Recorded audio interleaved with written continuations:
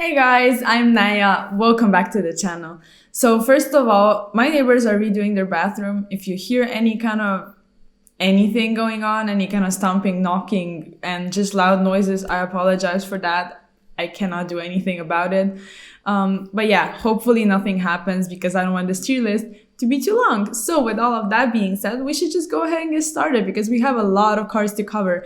And in case you haven't looked at the title, which you probably have, but we're going to be covering all of the sort of going first, second power cards, staples, side deck cards, however you want to call it. But we will be omitting hand traps just because I've done that tier list before and it's on Yata's channel. It's been featured on my channel also in the best decks tier list. So today we will be focusing only on those aforementioned power cards. All right, so we have a lot of cards. I think I came up with like 35 cards and of course discussing with a couple of my friends, and I just wanted to include as many as I could think of and that actually have some kind of relevancy in the current format. So starting off, they're very much random, so we'll just go. Starting off with Alpha the Master of Beasts, or Zuking Alpha, however you want to call him.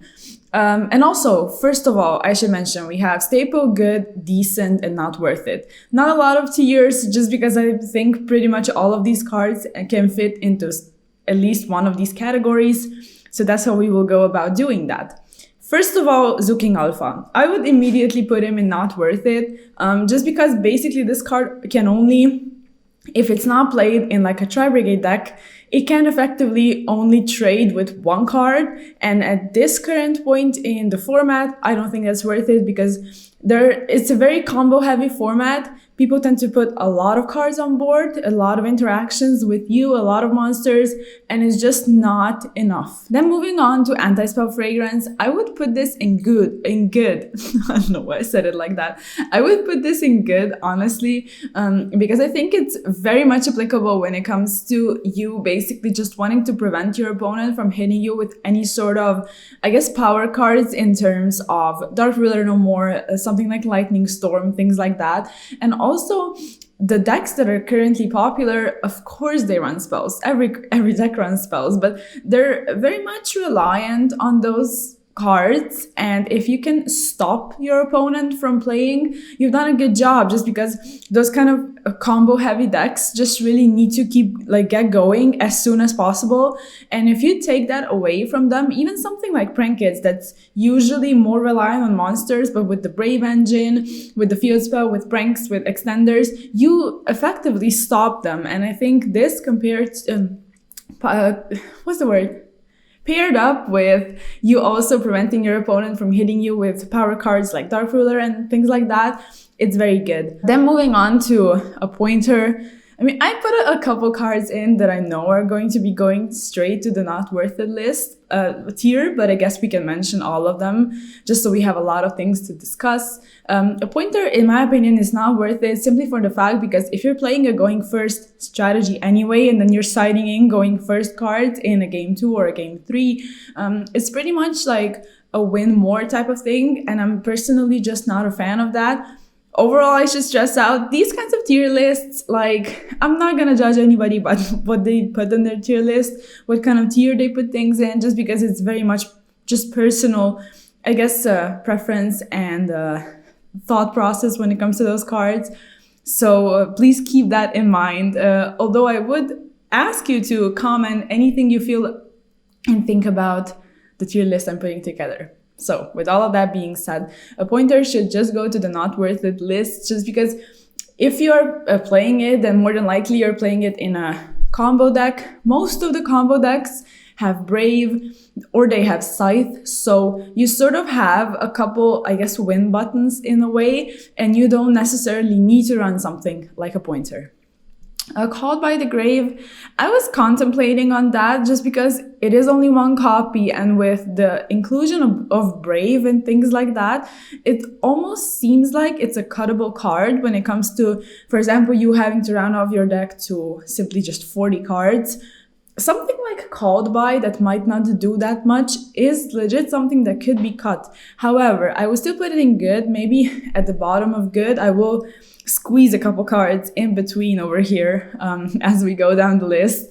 But yeah, Called By is just it's cool, you know, it's a good card, but like it's not that incredibly impactful. Also, with the inclusion of so many hand traps in people's builds, there's like, I don't know, average like 15, between 15 and 14 hand traps in almost every single list. So one called by, I don't know if it's gonna do you that good, if you know what I mean.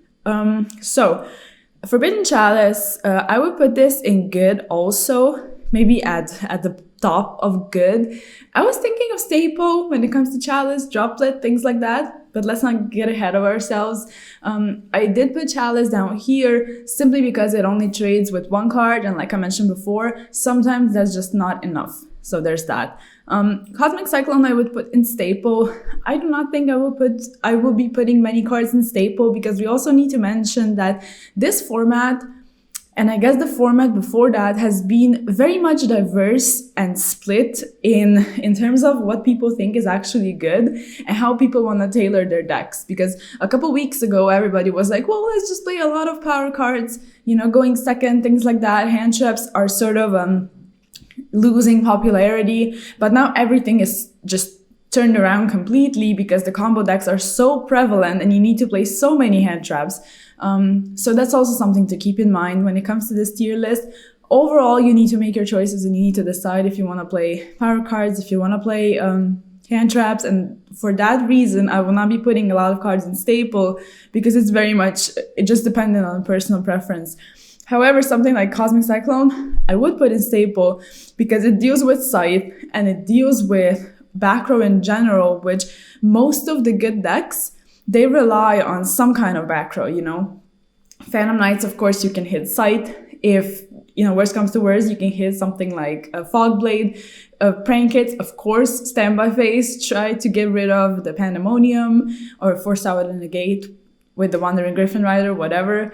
Also something like Sword Soul, they have Blackout, and just overall, the back row is very much important, just because something like Outlich has been gaining popularity, and you can interact with Conquistador, with Hakaro when they activate it, so you sort of prevent it from blowing up your board, things like that. Overall, I think Cyclone is an incredible card and very much a staple. Now, Crossout Designator, this one I wasn't too sure of, but I will be putting it in decent, just because I've seen it in a couple side decks, which is a good, you know, idea. However, overall, I don't think it's worth it, simply because you need to play so many hand traps to combat the format. Most of the time, people tend to play Brave in their decks, and then you also need to have space for your actual engine, and at that point, you sort of just run out of space. If you have something like Brave and you can rely on it, you don't need to have Crossed Out and Triple Tactic Styland and all of these other cards also called by, because at that point, you're sort of clogging your hand with cards that aren't that necessary if you can establish a negate anyway. So there's that. If you're playing a deck that cannot run Brave, or if you're not running Brave, I would consider playing something like Crossout, maybe testing it, but that's why I put it in decent, because at that point you just need to test it and see if it works for you. Now, something like D-Barrier, I was thinking about that. Honestly, I would probably put it in decent, but at the very bottom, just because it's overall not my preference to win more cards, like I mentioned before, because you will not be deciding that going second. I think someone's making sounds over there. Anyway, try to ignore that. I will as well. So you will not be citing that going second, of course. You're going to be putting it in going first, and going first, you need to have your entire engine in anyway. And at that point, if you're saying, well, maybe if I get disrupted, that's a way for me to play. But at the end of, I guess, prevent my opponent from playing. But at the end of the day, if you do prevent your opponent from playing for one turn, then you need to get back on your feet on your turn. And if you cannot do that, your opponent is just going to kill you on their turn. You know, if you're playing it just as a precaution, if you get disrupted, I would not say it's worth it. Now, Dark Ruler, I would more than likely put this in staple, actually. And I realized with Dark Ruler, and also Droplet. I guess we can mention Droplet as well since it's here. We're gonna be mentioning it in a couple cards anyway. So I'm gonna put both of these in staple. But if you're someone that just skipped to the end of the list, I guess you will now hear me discuss that. If you did stay, however, first of all, cool, thank you. Second of all, why I'm putting this in staple and what I think about that. Yes, I'm aware that Scythe is a thing. I'm aware that Scythe is a thing, and if Scythe is live, at that point, Dark Ruler, Droplet, it's like whatever. I mean, you can Droplet Scythe. If you're lucky enough that they're not doing a double Scythe lock, then cool. But there are still a lot of combo heavy decks. You cannot know everything you're gonna be facing at a given turn in a regionals. And something like Ruler, something like Droplet, I will still be putting in my side deck because that's what we're discussing right now, essentially. What you want to be siding, what you want to be maining. And you want to have a way to combat decks, even though there's a possibility of you getting hit by something like Scythe, if that makes sense. Now, different dimension ground, it's not worth it. It's cool if you want to play it in something like Striker, maybe, very specific decks that can run those sorts of cards and get away with it. But overall, one of those win more cards that are not really doing that much, in my opinion. You're going to be dedicating your side deck space to some of the hand traps also. So you don't have enough space to run all of these cards, even though they're not bad. Evenly matched, I would put in good, maybe under, like below Anti-Spell Fragrance, because it's very nice, but you need to keep in mind that something like, for example, Prankits, if they have enough names in their hand and they can establish Butler anyway and then just leave it on the field and disrupt you in main phase 2, I guess you're not going to be doing enough. For example, most of the other decks have something like Savage or a Butt on the Floor to negate it anyway. So at that point, you're just trading, and I don't think that's worth it. So it's not bad in a way. And I was still cited more than likely, but that card is very much dependent on the type of event you're going to. Then Kaijus, I would put it down here with Zuking Alpha. And I guess we can throw in also Lava Golem and also Rust Fear Mode, because they are just not worth it. So if you look at something like Phantom Knights, for example, you're going to be under Scythe Lock anyway, so you will not be playing. And if you sort of get rid of their entire field, you're not normal summoning, you're not special summoning from the extra deck, so at that point they just kill you on their turn, so it's not really worth it. Prankits don't put up that many cards on the field by the point you would Rust Fear Mode them, because when they get out Butler, you're gonna get disrupted anyway, so I guess it's not, and you need to normal summon also to get your plays going, so it's not even worth it. Also something like Sword Soul, I mean, I guess, but then you still need to deal with Blackout, and the base deck is gonna side lock you anyway, so it's like, it's just not, it doesn't really do anything. Ghost Match, I would put in decent just because there are a couple decks that can effectively run it, and it's good against Prankits, it's good against Brave. It's just overall nice when it comes to decks that have a lot of different attributes going for them.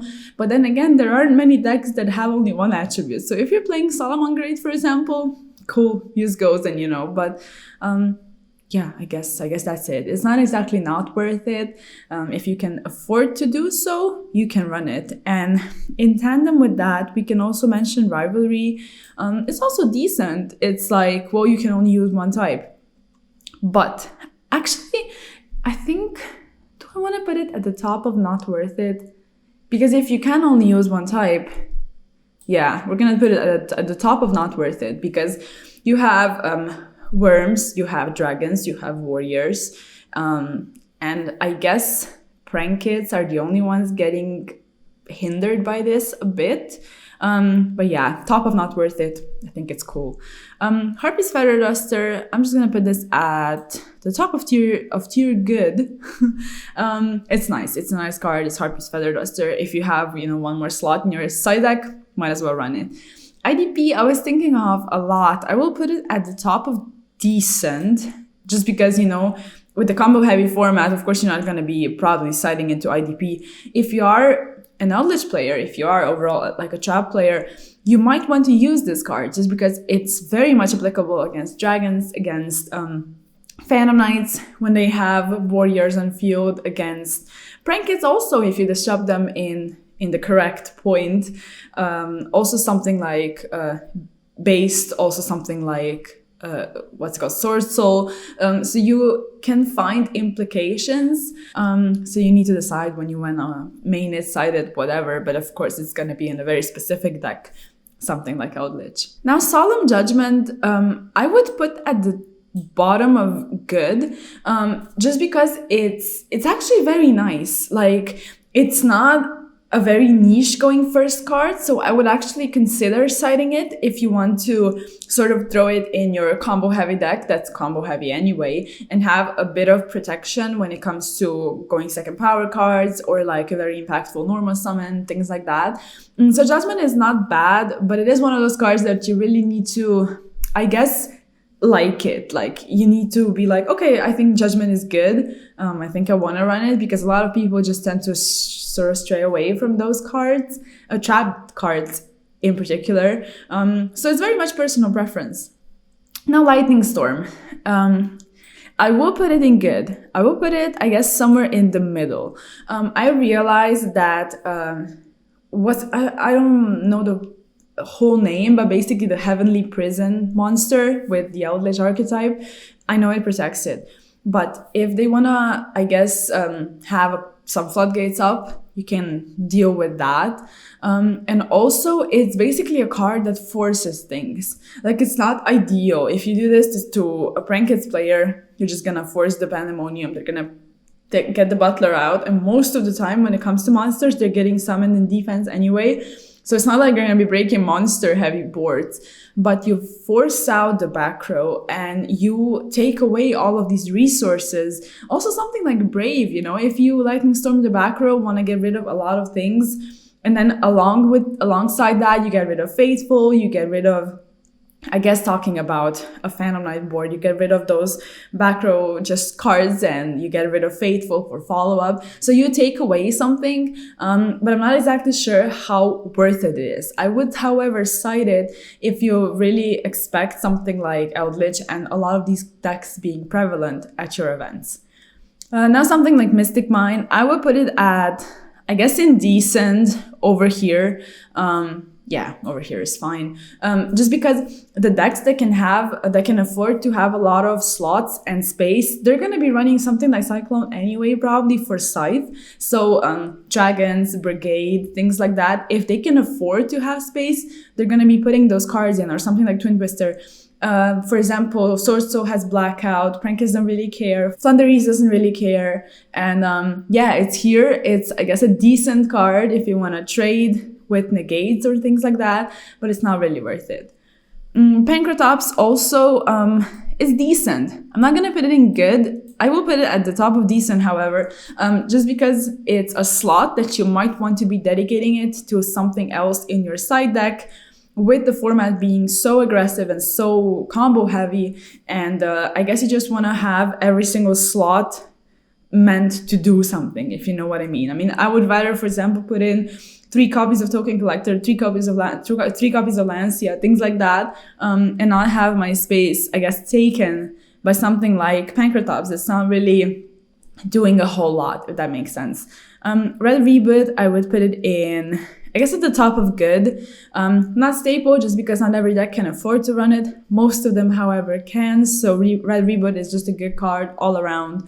Raigeki, I guess it's decent. Let's just slap it somewhere in the middle. It's fine, but similar to Lightning Storm, it's like, it's a heavy board wipe, and it doesn't care if the monsters are in defense, which is cool. But the monster-heavy boards are gonna have negates anyway. Prankets are gonna be protected most of the time by Bawa Bark anyway, so that's also something to keep in mind. I don't think it's worth it.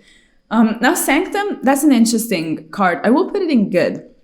And that's because the decks that can afford to run Scythe or Lancia and end on that, like Based, like Skystriker, like Sword Soul, even Drytron, you can also side this, because why not? At the end of the day, with Lancia, with Scythe, you can afford to side 3 Sanctums and also have that as, I guess, a power card going first. Shared Ride, I will put it at the top of decent. Maybe bottom of good, top of decent. It's somewhere in between, because it's really, really, really good. Actually, looking at it, all of the best decks search a lot, and if you draw into all of your hand traps, because also all of the good decks tend to run a lot of hand traps, you have more ways of being able to disrupt your opponent.